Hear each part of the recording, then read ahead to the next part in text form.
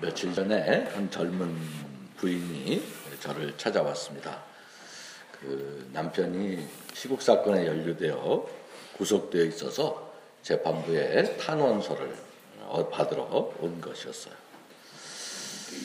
탄원서를 써주면서 이런저런 이야기를 하던 중에 그 집 막내 아이가 다운 증후군이라는 장애를 갖고 있는 아이인데, 다른 건 문제가 별로 없는데 이제 그 남편이 없으니까 그 아이가 진학할 때가 됐는데 그걸 판단하는 게 어렵다고 그런 이야기를 했습니다. 또 얼마 전에는 고등학교 애가 셋인데 큰애가 고등학교 2학년인데 아이가 길을 가다가 친구들이랑 같이 길을 가는데 길에서 다운 증후군 아이를 놀리더라는 거예요. 그래서 친구들과 대판 싸움을 하고 들어왔다고 그렇게 씩씩대면서 들어왔는데, 엄마가 그 아이에게 네 동생이 다운 증후군이니까 네가 그렇지, 네가 만약 동생이 다운 증후군이 아니었으면 너도 장애인을 놀리는 아이가 되지 않았겠냐, 그렇게 그 아이를 다독거렸다 그래요. 그러니까 아이가 맞네 그렇게 수긍을 하면서 밖에 나가서 친구들이랑 다시 내 동생이 다운 증후군인데, 그동안 다운 증후군이라는 게 이제 친구들한테 알리기 싫은 이야기였겠죠. 근데 가서 친구들에게 야, 내 동생이 다운 증후군인데 네 동생이 그러면 너 기분 좋겠냐, 그렇게 얘기를 해서 아이들이 미안하다, 내가 그런 거 모르고 그랬다, 그리고 아이들이랑 화해를 하고 그렇게 돌아왔다는 이야기를 들었습니다. 그러면서 이제 그런 얘기를 하면서 장애아를 가진 그런 가족으로 산다는 것이 가끔씩 힘들 때도 있지만, 이런 식으로 힘들 때도 있지만 한편으로는 참 보람된 일이라고 그렇게 밝게 웃었습니다. 남편은 억울하게 감옥에 가 있고 아이는 장애를 가지고 있는 그 부인의 얼굴이 참 맑고 밝다, 제가 그런 생각이 들었어요. 이야기 중에 이분이 남편은 교회를 안 다니는데 이분은 교회를 열심히 다니는 분이라는 걸 알게 되었고, 그 신앙으로, 제가 교회 다니는 그 신앙으로 늘 감사하면서 살고 있다는 것이에요. 참 고마운 신앙입니다. 제 마음속에 그런 생각이 들었습니다. 그분이 이제 돌아가고 나서 세상은 참 공평하지 않구나, 그런 생각을 하지 않을 수가 없었어요.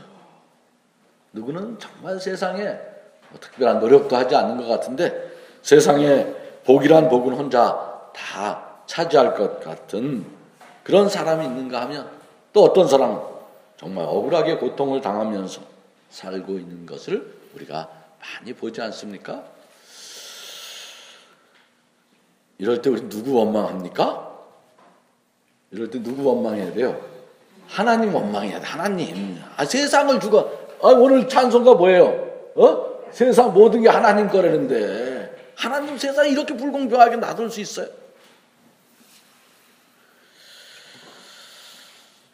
왜 이런 일들을 방치하는 걸까?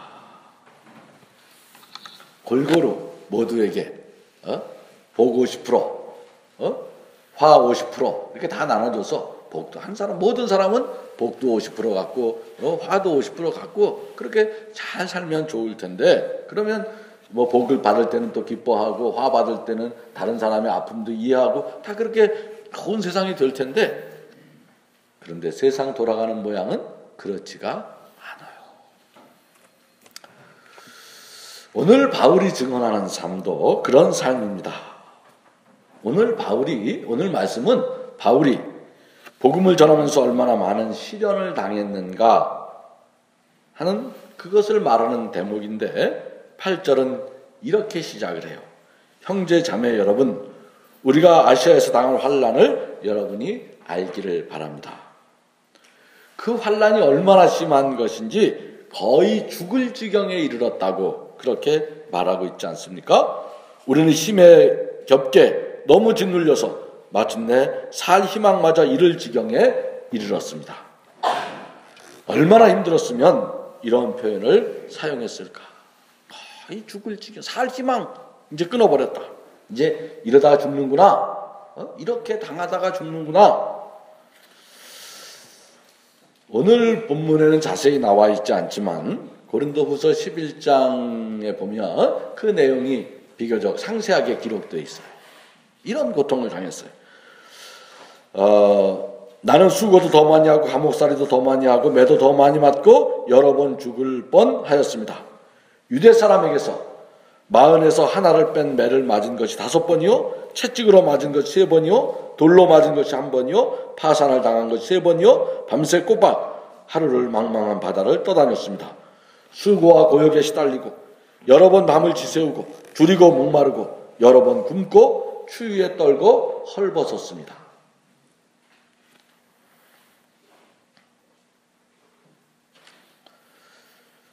저부터요, 요즘 사람들 이렇게 예수 믿으라 그러면 다 도망갈 것 같아요. 진짜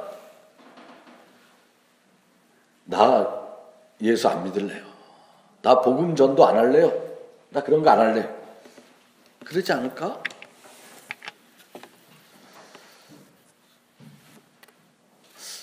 문제는요, 우리가 너무 예수를 편하게 믿고 있다는 거예요. 우리가 무슨 자잘한 고통 이런 것들을 얘기하지만 성서가 증언하는 이 세계 현실을 보면, 신앙의 현실을 보면 오늘 우리는 너무 편하게 예수를 믿어. 그래서 사실은 우리의 신앙에 깊이가 생겨나지 못하는 거예요. 우리는 하나님이 자비롭고 사랑이 많으시고 은혜가 풍성하신 분이라는 것을 잘 알고 있어요. 그러면 저는 이런 본문을 읽을 때마다 그런 생각이 들어요. 왜 바울에게 이런 고통을 당하게 그냥 놔두십니까? 오늘 현대교회가 가진 신앙의 논리, 축복과 성공의 그런 이론에서 보면 바울은 저주받고 버림받은 존재가 아닙니까? 하나님으로부터 버림받은 존재야. 맨날 드나드는 감옥이고 그것도 뭐 죽도록 맞고, 하나님이 그를 버리신 것이 아니라면 그가 이렇게 고통을 당하는 것을 방치할 리가 없어요. 우리가 믿는 하나님이랑 잘 안 맞아. 우리는 그런 하나님을 꿈꾸지 않아요. 우리가 믿는 하나님은 성서가 이렇게 바울을 고통의 자리로 내모는 하나님과 진짜 우리가 믿는 하나님이 같은 하나님일까? 여기에서 마흔에서 하나를 감한 매를 5번 맞았다 이런 얘기를 하는데, 이건 사실 그 세대 관용적 표현이에요. 이게 무슨 형이냐면 사형 다음의 형이야. 그 매가 얼마나 아파? 40대 맞으면 죽는 거야. 죽을지 몰라. 그래서 사형 다음에, 지금은 우리는 형량이 뭡니까? 사형 다음에 무기징역 이렇잖아요. 그 다음에 그 당시에는 사형 다음에 매를 때리는 건데 40에서 하나는 때리죠. 40 하면 죽으니까 죽기 직전까지 맞는 그런 매예요. 사형 다음으로 무서운 형들. 그러니까 거의 죽도록 맞은 것이 5번이에요. 그 5번은 일주일에 한 번씩 5번 맞은 건 아니에요. 그렇지 않겠어요? 죽도록 맞았으니까 다음 맞으러 갈 때는 몇 년 걸렸겠지. 몸 회복되고. 그렇지 않았겠어요? 몸 좀 회복되고 다 추슬리고 그러면 또 그때쯤 되면 또 그런 일이 생겨. 이런 말씀을 읽으면 무슨 생각이 드십니까? 만약 우리가 이런 일을 당한다면 우리는 어떻게 생각하겠습니까? 우리가 이제 이런 일을 하면서 우리가 전형적으로 우리 머릿속에 떠오르는 게 있어요. 원망이죠. 하나님을 원망하고 예수 믿는 거 후회하고, 아니면 나를 친 저놈들에게 원한을 품고, 그런 게 인간의 성정이에요. 그래야 돼. 또 다 그럴 수밖에 없어요. 근데 바울은 여기서 놀라운 증언을 우리에게 전하고 있어요. 바울이라고 그런 생각이 없었다? 그건 진실을 잘 모르는 거예요. 바울도 우리랑 똑같아요. 바울도 그런 생각 다 가지고 있었어.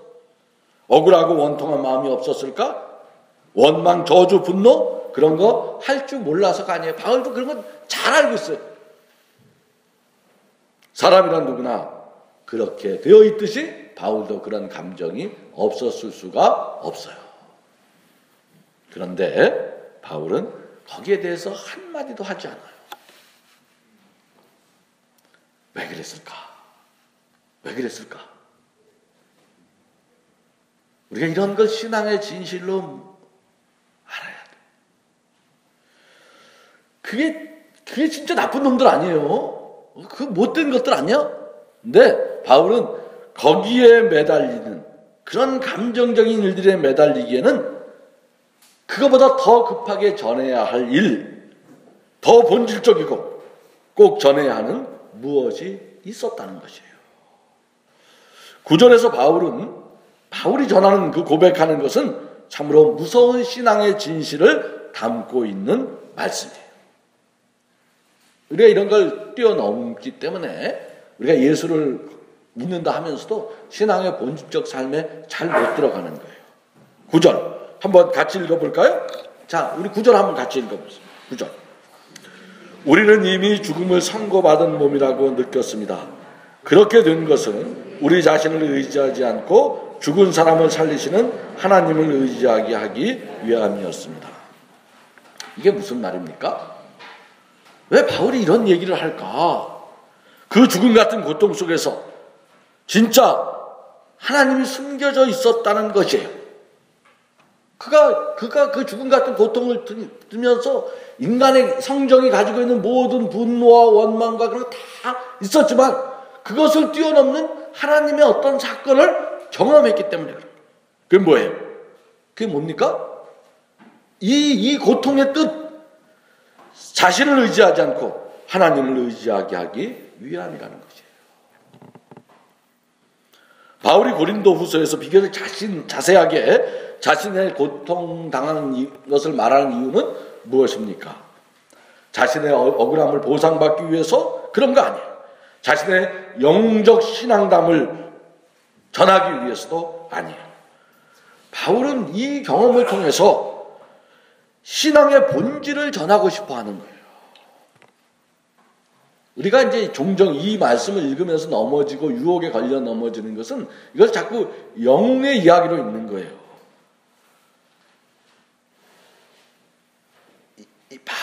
우리가 이런 본문을 읽으면서 잡아내야 하는 진실은 바울의 영담이 아니라 그런데 아예 성경은 관심이 없어요. 그가 얻은 신앙이란 무엇이냐 하는 것이어야 한다는 거예요. 바울이 그토록 우리에게 전해주고 싶어하는 진실, 우리가 남한테 배우지 않아도 다 아는 무슨 그런 원망 뭐 있는데 그런 거 말고 거기에 어떤 진실이 있다는 거예요. 신앙이란 본질적으로 내 것, 내 자랑, 내 노력의 결과로 구원에 이르는 과정이 아니라는 거예요. 인간의 능력과 실력은 우리가 착각하지. 인간의 실력과 능력, 그것은 아무리 그것이 대단하게 보여도 인간을 구원하거나 하나님을 영화롭게 할 수 있는 것이 아니에요. 인간의 실력으로는 하나님을 알 수도 없고 하나님께 영광을 돌릴 수도 없는 것이에요. 유한은 무한을 알 수 없다. 자명한 거 아니에요? 유한은 무한을 알 수 없는 거예요. 그게 인간의 건널 수 없는 하나님과 신 사이에 있는 강이에요. 그 강을 쉽게 놓으려고 하는 장치가 종교야, 종교. 그래서 무슨 특별한 종교적 열심을 내면 신의 마음을 사고, 신의 마음을 사서 신으로부터 이 세상의 어떤 두려움, 공포, 우리 삶이 느끼는 어떤 걱정, 삶의 수많은 도전을 극복해 보려고 하는 그런 행위를 우리는 하나님이라고 해요. 그래서 그 하나님을 니체는 죽었다고 말하는 거예요. 근대 이후에 그런 신은 더 이상 존재할 수 없어요. 신은 죽었다. 니체가 그렇게 말하잖아요. 작업 가설로서의 신, 내 노력으로 신의 환심을 사가지고 내가 갖고 있는 능력을 넘어서려고 하는 그런 모든 노력은 허무한 것이라고 말하는 거예요. 그건 과학을 통해서 이미 증명되었기 때문에 그런 거예요. 예전에 패스트가 막 전염될 때, 패스트가 전염되면 중세에서 뭐 했습니까? 패스트가 전염되면 어떻게 했어요? 교회 가서 기도했다니까 다 모여서. 그래서 어떻게 됐어? 더 빨리 퍼져. 근데 세균이라는 것, 과학을 통해서 우리가 알게 되잖아요. 아, 그거는 기도해서 될 문제가 아니라 바이러스를 병균을 차단해야 된다. 그러니까 각각 흩어져 있어야 되고 물을 끓여 먹어야 되고, 그게 과학이. 과학의 세계는 신의 영역을 다 해석해 버렸어요. 비가 오면 비가 오는 건 하나님이 진노하셔서 그랬다라고 생각했던, 근데 이전에 인간은 그렇게 생각했는데 지금 그렇게 생각하는 사람 아무도 없어요. 그런 점에서 작업 가설로서의 신, 그걸 우리는 미신이라고 부르는 거예요. 성서는 창세기 1장부터 요한계시록 마지막까지 그런 거짓 신과의 대결 이야기예요. 신은 우리의 정성, 우리의 노력, 내 능력, 내 자랑을 통해서 움직여지는 존재가 아니에요. 구원은 그래서 오는 게 아니야. 우리는 하나님한테 열심히 잘하면 그걸로 보상을 받는 체계로서의 종교를 꿈꾸지만 기독교는 그런 종교가 아니에요. 하나님은 제사를 싫어하세요. 하나님이 바라시는 건 뭡니까? 하나님은 뭘 바라세요? 하나님은 상한 심령, 마음이 가난한 자는 복이 있다고 말하는 거예요. 그래서 내 능력으로 신을 조작할 수 있다? 그건 오만이죠. 이걸 우리가 깨닫지 못하는 거예요. 사람의 능력으로 구원을 이룰 수 있다고 하는 생각에서 벗어나는 것은 쉬운 것이 아니에요. 그래서 자기에게 집착하죠. 나는 무언가를 이룰 수 있다고 내가 하는 것처럼 생각해. 교회에 와서 이 나라고 하는 아집과 미망의 자리에서 은총의 세계로 가는 길, 그게 바로 우리 기독교 신앙의 순례의 과정인 거예요. 그 순례를 통해 하나님의 은총의 손길을 맛본 사람은 비로소 또렷이 알게 되는 거예요. 아, 내 힘으로 하나님을 믿는 것이 아니었구나. 내 능력이나 내 자랑이나 내 의가 아니었구나. 세상의 모든 선한 것들은 하늘로부터 오는 은총이요. 욥이 깨달은 진실, 그런 것이죠. 바울은 고난에 찬 자신의 역정을 통해 스스로가 무너지고 부서지는 경험을 수없이 해요. 그 일을 통해 그는 자신의 능력이 구원의 길이 아니라 하나님을 의지하는 것이 참된 신앙의 길이라는 것을 알게 된 거예요.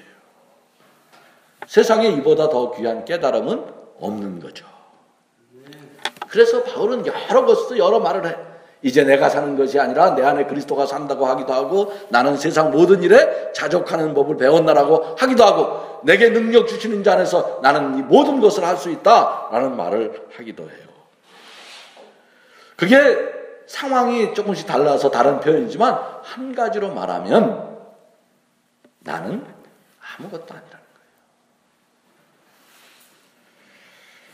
나의 위대함이나 자랑을 위한 것이 아니라 자신이 무너지고 부서지는 과정을 통해서 알게 된 하나님의 은총을 증거하려고 하는 거예요.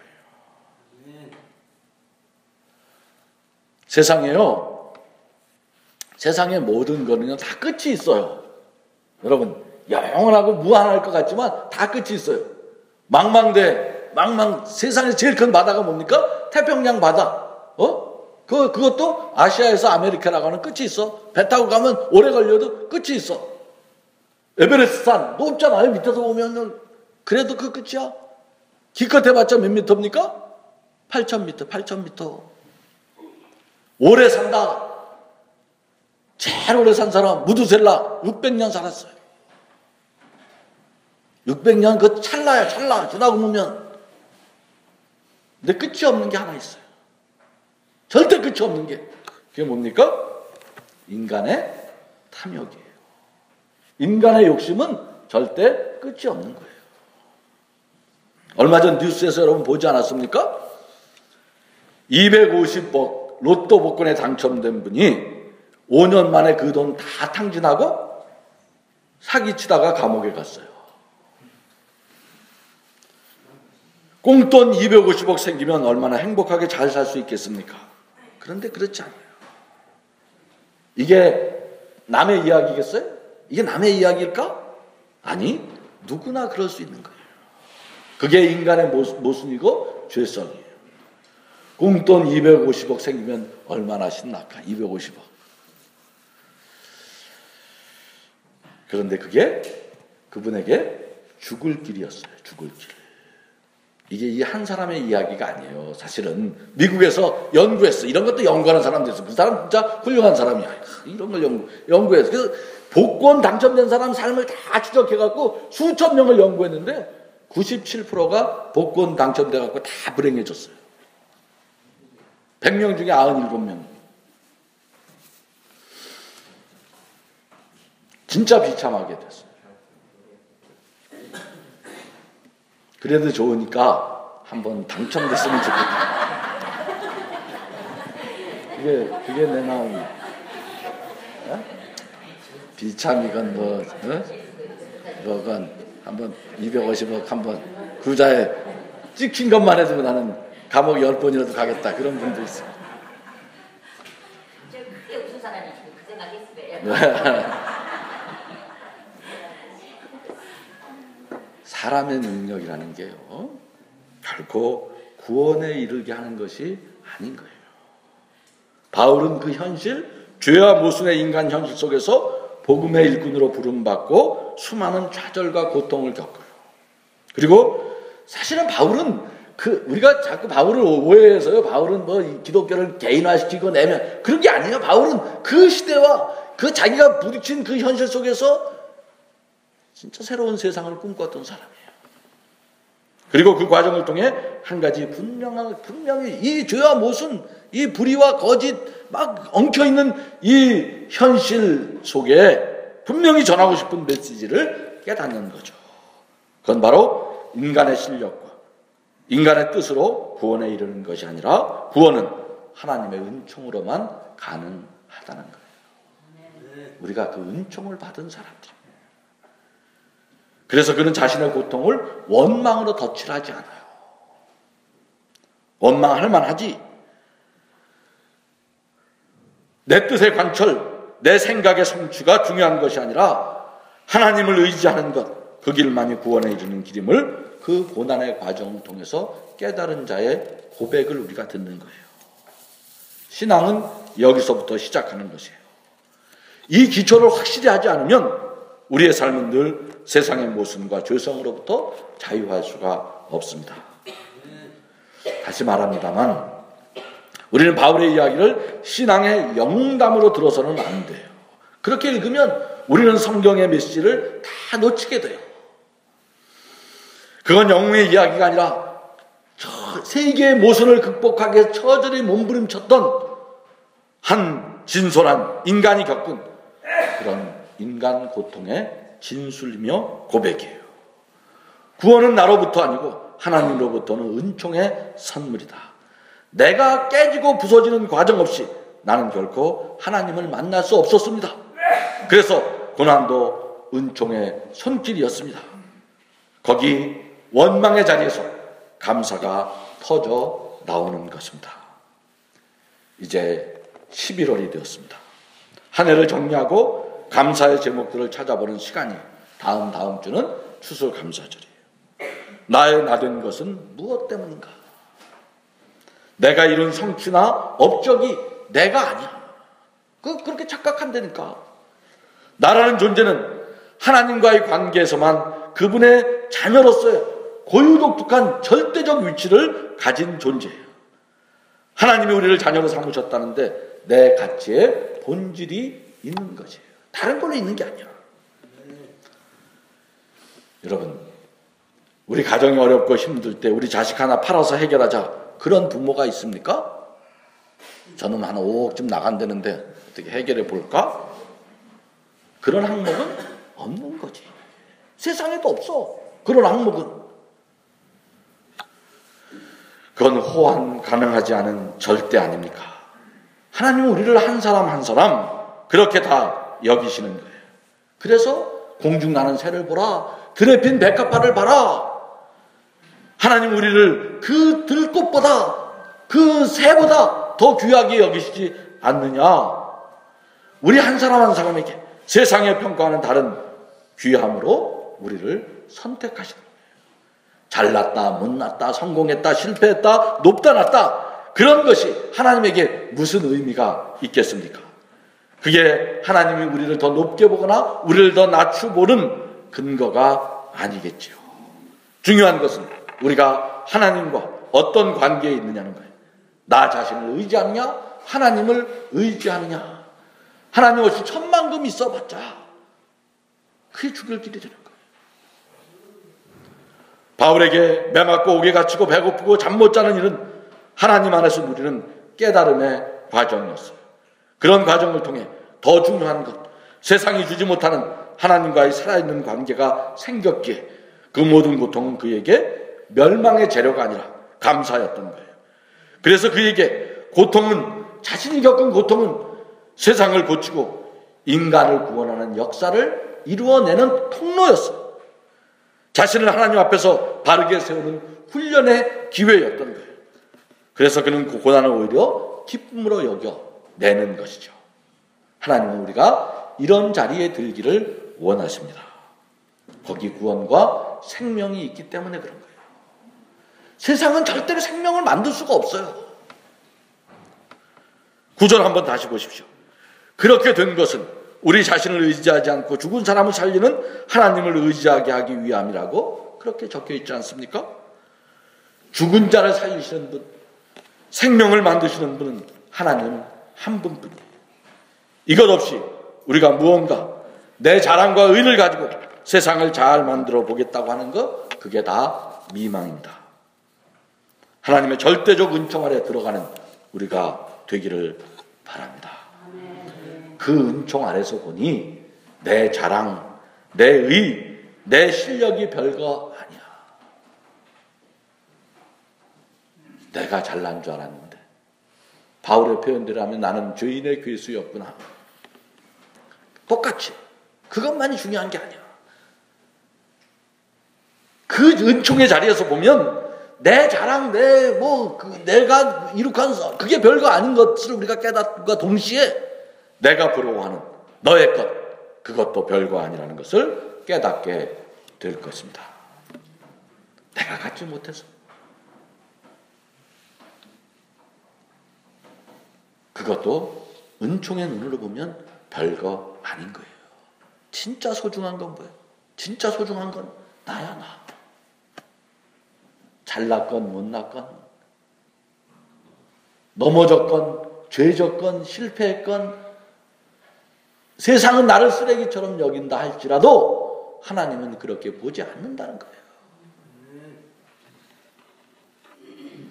그때 우리는 세상이 쉽게 주지 못하는 참된 기쁨과 평화를 얻게 되는 것이에요.